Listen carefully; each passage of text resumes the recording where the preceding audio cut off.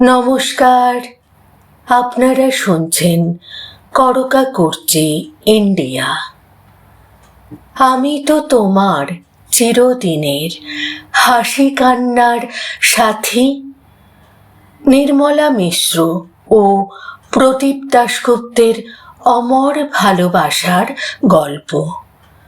ফুলশয্যার রাতে সাধারণত কনের হাতে ওঠে সোনার আংটি কিংবা গয়না কিংবা কোনো দামি উপহার, কিন্তু নির্মলা মিশ্রের হাতে তাঁর স্বামী প্রদীপ দাশগুপ্ত তুলে দিয়েছিলেন মাত্র একটি ছোট্ট চিরকুট। নির্মলা ভেবেছিলেন, এ কি, ফুলশয্যার রাতে উপহার হিসেবে চিরকুট? কিন্তু সেই কাগজের কয়েকটি শব্দ পড়তেই বদলে গেল তাঁর অভিমান। কারণ সেখানে লেখা ছিল, আমি তো তোমার চিরদিনের হাসি কান্নার সাথী। একটি চিরকুট, একটি গান আর একটি ভালোবাসা, যা শেষ পর্যন্ত হয়ে উঠেছিল বাংলা গানের ইতিহাসের এক অমর অধ্যায়। কিছু ভালোবাসা খুব নিঃশব্দে জন্ম নেয়। তার কোনো বড় ঘোষণা থাকে না, থাকে না আলো ঝলমলে মঞ্চ, থাকে না সংবাদপত্রের বড় বড় শিরোনাম। শুধু দুজন মানুষ থাকে, একজন গান করেন আর একজন সেই গানের ভিতর দিয়ে তাকে আগলে রাখেন। বাংলা গানের জগতে নির্মলা মিশ্র ছিলেন এক উজ্জ্বল নক্ষত্র। তার কণ্ঠে প্রেম ছিল, বিরহ ছিল, অভিমান ছিল, ছিল জীবনের গভীর মায়া। কিন্তু সেই কণ্ঠের নেপথ্যে ছিলেন আর একজন মানুষ, প্রদীপ দাশগুপ্ত। তিনি ছিলেন নির্মলার স্বামী, সঙ্গী, সহযোদ্ধা, সুরকার, গীতিকার। আর জীবনের শেষ প্রান্তে এসে স্ত্রীর একনিষ্ঠ সেবক। গান করতে গিয়েই তাদের পরিচয় থেকে বন্ধুত্ব, বন্ধুত্ব থেকে ভালোবাসা, আর ভালোবাসা থেকে বিয়ে। দুজনের জীবন যেন সত্যি হয়ে উঠেছিল সেই গানের মতো, আমি তো তোমার চিরদিনের হাসি কান্নার সাথী। নমস্কার, আপনারা শুনছেন করকা কুর্চি ইন্ডিয়া। আজকের গল্প কোনো সাধারণ প্রেমের গল্প নয়। আজকের গল্প এমন এক দাম্পত্যের গল্প, যেখানে একজন শিল্পীর আলোয় অন্যজন নিজের নামটুকুও অনেক সময় আড়ালে রেখেছিলেন। আজকের গল্প নির্মলা মিশ্র ও প্রদীপ দাশগুপ্তের। তাহলে শুরু করি। গান থেকে ভালোবাসা। গানের সূত্রেই প্রথম আলাপ নির্মলা ও প্রদীপের। তখন দুজনেই সঙ্গীতের সঙ্গে গভীরভাবে যুক্ত। একসঙ্গে গান, সুর, অনুষ্ঠান, শিল্পের পরিবেশ, এই সবের মধ্যেই ধীরে ধীরে তৈরি হয়েছিল তাদের সম্পর্ক। প্রেম এসেছিল নিঃশব্দে। কোনো সিনেমার চিত্রনাট্যের মতো নাটকীয়তা ছিল না, ছিল শুধু একে অপরকে বোঝার চেষ্টা। একজনের কণ্ঠে যখন গান উঠত, অন্যজন হয়তো সেই গানের ভিতর নিজের অনুভূতির শব্দ খুঁজে পেতেন। আর সেই ভালোবাসাই একদিন পরিণতি পেল বিবাহে।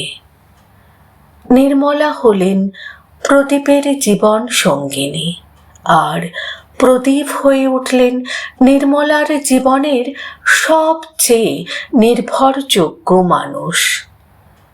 এবার আসি সেই গল্পে, যে গল্প শুনলে আজও মনে হয় ভালোবাসা আসলে কত অদ্ভুত সুন্দর হতে পারে। ফুল সজ্জার রাত, চারপাশে ফুলের গন্ধ, নতুন জীবনের উত্তেজনা, লজ্জা, অপরিচিত ভবিষ্যতের কৌতূহল। সেই রাতে প্রদীপ দাশগুপ্ত তাঁর নববধূ নির্মলার হাতে তুলে দিলেন একটি চিরকুট। নির্মলা অবাক, মনে মনে হয়তো ভেবেছিলেন ফুলসজ্জার রাতে চিরকুট কেন। কাগজটি খুললেন তিনি, আর তারপর অভিমান যেন মুহূর্তেই গলে গেল, কারণ সেখানে লেখা ছিল, আমি তো তোমার চিরদিনের হাসি কান্নার সাথী। সেদিন থেকে যেদিন তুমি মন দিলে আর মন নিলে, আমি তো তোমার চিরদিনের হাসি কান্নার সাথী। এ যেন কোনো স্বামীর দেওয়া সাধারণ উপহার নয়, এই ছিল একটি জীবনের প্রতিশ্রুতি। সোনার আংটি হয়তো একদিন পুরনো হয়ে যায়, কিন্তু ভালোবাসার ভাষায় লেখা কয়েকটি শব্দ, সেগুলো থেকে যায়। আর সেই অনুভূতি পরে গানের রূপ নেয়। নির্মলা মিশ্রের কণ্ঠে গানটি জনপ্রিয় হয়ে ওঠে, আর বাঙালির মনে গেঁথে যায় সেই অমর পংক্তি, আমি তো তোমার চিরদিনের হাসি কান্নার সাথী। প্রদীপ দাশগুপ্তের সুরে, নির্মলার কণ্ঠে গানটি আজও যেন এক দাম্পত্য ভালোবাসার দলিল। সুরকার প্রদীপ, যার নাম অনেক সময় আড়ালে থেকে গেল। প্রদীপ দাশগুপ্ত শুধু নির্মলা মিশ্রের স্বামী ছিলেন না, তিনি নিজেও ছিলেন সুরকার ও গীতিকার। নির্মলার বহু জনপ্রিয় গানের সঙ্গে তার সৃষ্টিশীল যোগ ছিল। ভুল বুঝে ব্যথা পেও না, কেউ সারাদিন আমার কথা, পূর্ণিমা রাত ভালো লাগে না, এই গানগুলির সঙ্গে তার নাম জড়িয়ে আছে বলে বিভিন্ন স্মৃতিচারণ ও প্রতিবেদনেও উল্লেখ পাওয়া যায়। কিন্তু শিল্পের জগৎ সবসময় শিল্পীর প্রতি ন্যায় বিচার করে না। প্রদীপ দাশগুপ্তও সেই বাস্তবতার মুখোমুখি হয়েছিলেন। কাজ করেছেন, সুর দিয়েছেন, গান লিখেছেন, কিন্তু সবসময় প্রাপ্য সম্মান বা স্বীকৃতি পাননি। কখনো কখনো তাঁর সৃষ্টি অন্যের নামে বা তাঁর নাম বাদ দিয়েই প্রকাশিত হয়েছে, এমন অভিযোগও উঠে এসেছে বিভিন্ন স্মৃতিচারণে। অভিমান জমেছিল, আর সেই অভিমান থেকেই ধীরে ধীরে তিনি সরে গিয়েছিলেন গানের জগতের সক্রিয় পরিসর থেকে। কিন্তু গান থেকে দূরে গেলেও নির্মলা থেকে দূরে যাননি, বরং তখন থেকেই যেন তার জীবনের সবচেয়ে বড় কাজ হয়ে উঠল নির্মলাকে আগলে রাখা। শিল্পীর স্বামী নয়, একজন নিঃশব্দ সেবক। নির্মলা মিশ্র জীবনের একটা সময় বড় অসুস্থতার সঙ্গে লড়াই করেছেন। হৃদরোগ তাকে বহুবার কাবু করেছে। 2022 সালের 30শে জুলাই গভীর রাতে দক্ষিণ কলকাতার চেতলার বাড়িতে তিনি শেষ নিঃশ্বাস ত্যাগ করেন। পরদিন তার মৃত্যুর খবর প্রকাশ্যে আসে। মৃত্যুকালে তার বয়স হয়েছিল 81 বছর। কিন্তু তার আগের দীর্ঘ সময়, সেই সময় প্রদীপ ছিলেন তার পাশে। গানের জগৎ থেকে অনেকটা সরে গিয়েও স্ত্রীর অনুষ্ঠানে যেতেন। নির্মলার অনুষ্ঠান, যাতায়াত, ব্যবস্থাপনা অনেক ক্ষেত্রেই তিনি পাশে থাকতেন। তিনি শুধু স্বামী ছিলেন না, ছিলেন স্ত্রীর ছায়া সঙ্গী। একজন বড় শিল্পীর জীবনের আলোয় দাঁড়িয়ে নিজের পরিচয়কে সামনে না এনে স্ত্রীর জীবনকে সহজ করে দেওয়া, এমন ভালোবাসা সত্যিই বিরল।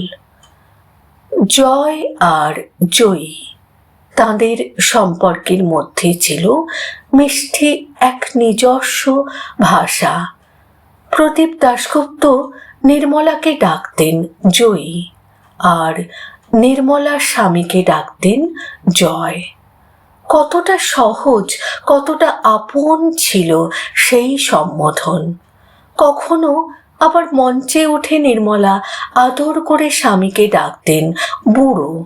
শব্দটা শুনতে হয়তো মজার, কিন্তু সেই বুড়ো শব্দের ভিতরে যে মায়া ছিল তা বুঝতে গেলে তাদের দীর্ঘ দাম্পত্যের গল্পটা জানতে হয়। কারণ বয়স বাড়ার সঙ্গে সঙ্গে ভালোবাসা সবসময় বড় বড় কথা বলে না। কখনো সে বলে ওই যে আমার মানুষটা, কখনো বলে জয়, আর কখনো একটু আদর করে বুড়ো। 1 বছরের ব্যবধানে 2 সুর থেমে গেল। 2022 সালের জুলাইয়ে চলে গেলেন নির্মলা মিশ্র। তারপর যেন প্রদীপের জীবন থেকেও একটি বড় আলো নিভে গেল। স্ত্রীর মৃত্যুর পর তিনি মানসিকভাবে ভেঙে পড়েছিলেন বলে বিভিন্ন প্রতিবেদনে উল্লেখ করা হয়। আর ঠিক 1 বছরের কিছু বেশি সময়ের মধ্যেই 15ই আগস্ট 2023 চলে গেলেন প্রদীপ দাশগুপ্ত। দুজনের মৃত্যুর মাঝখানে সময়ের ব্যবধান খুব বেশি নয়। একজন আগে গেলেন আর অন্যজন যেন কিছুদিন পরে সেই পথেই হাঁটলেন। প্রদীপের প্রয়াণের খবর প্রকাশের সময় বহু সংবাদ মাধ্যমই তাদের সম্পর্ককে সেই অমর গানের সঙ্গে তুলনা করেছিল, চিরদিনের হাসি কান্নার সাথী।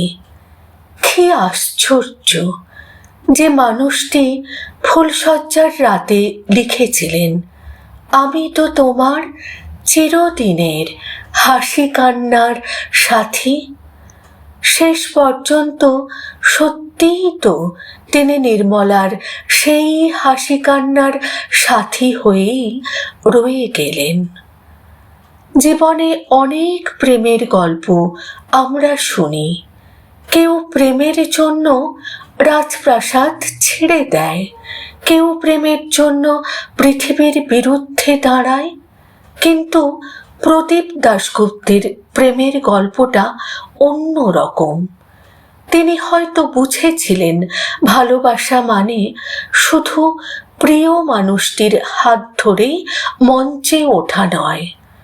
ভালোবাসা মানে কখনো তার সাফল্যের পিছনে দাঁড়িয়ে থাকা। ভালোবাসা মানে নিজের নামের আলো কমে গেলেও প্রিয় মানুষটির আলোকে উজ্জ্বল হতে দেওয়া। ভালোবাসা মানে অসুস্থতার বিছানার পাশে রাত জাগা। ভালোবাসা মানে পৃথিবী যখন শিল্পীটিকে দেখে তখন নেপথ্যে দাঁড়িয়ে থাকা মানুষটির চোখে শুধু একজন মানুষকে দেখা। নির্মলা মিশ্র ছিলেন কণ্ঠ, প্রদীপ দাশগুপ্ত ছিলেন সেই কণ্ঠের নেপথ্যের সুর।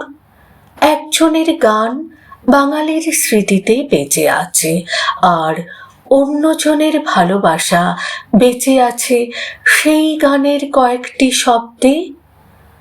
আজ নির্মলা নেই, আজ প্রদীপও নেই, নেই তাদের সেই ডাক জয় জয়ী, নেই কোনো অনুষ্ঠানের মঞ্চে সেই পরিচিত মায়াভরা কণ্ঠ, কিন্তু গান আছে, স্মৃতি আছে, আর আছে সেই চিরকুটের ভালোবাসা, যে ভালোবাসা হয়তো আজও আমাদের কানে খুব আস্তে বলে, আমি তো তোমার চিরদিনের হাসি কান্নার সাথী। হয়তো এটাই সত্যিকারের দাম্পত্য, একজন চলে গেলে অন্যজনের স্মৃতিতে বেঁচে থাকা, আর শেষ পর্যন্ত একই গানের দুই লাইনের মতো দুজনের জীবন একে অপরের সঙ্গে জড়িয়ে থাকা। কিছু মানুষ চলে যান, কিন্তু তাদের ভালোবাসা থেকে যায় গানের ভিতর। নির্মলা প্রদীপ, চিরদিনের হাসি কান্নার সাথী। আপনাদের যদি এই গল্পের মতো বাংলা গান, বাংলা সিনেমা আর বাঙালির হারিয়ে যাওয়া দিনের গল্প শুনতে ভালো লাগে, তাহলে করকাকুর্চি ইন্ডিয়ার সঙ্গে থাকুন। ভিডিওটি ভালো লাগলে লাইক করুন, আপনার প্রিয় মানুষটির সঙ্গে শেয়ার করুন, আর কমেন্টে অবশ্যই লিখে জানাবেন নির্মলা মিশ্রের কোন গানটি আপনার সবচেয়ে প্রিয়। আবার ফিরে আসব বাংলার আরও একটি বিস্তৃত অথচ অমূল্য গল্প নিয়ে। ততদিন পর্যন্ত ভালো থাকুন, বাংলার গল্পকে ভালোবাসুন, বাংলার শিল্পীদের মনে রাখুন। করকাকুর্চি ইন্ডিয়া, গল্পে গানে স্মৃতিতে ফিরে আসে বাংলার কাছে। নমস্কার।